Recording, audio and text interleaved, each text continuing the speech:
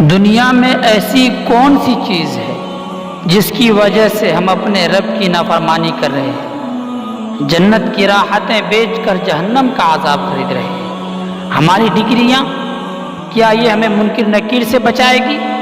ہمارا مال جو دنیا میں پیچھے رہ جائے گا، ہماری جوانی جو مٹی کے نظر ہو جائے گی، ہماری اولادیں اور ماں باپ جو روز محشر ہم سے دور بھاگ رہے ہوں گے؟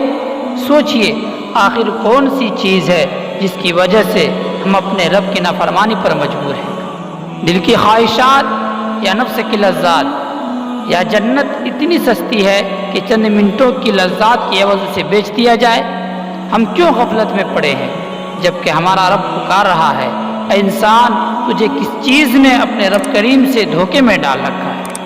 رمضان کی مبارک لمحات ضائع مت کیجیے، اللہ سے خیر مانگیے، اور آج کی اور آخرت کی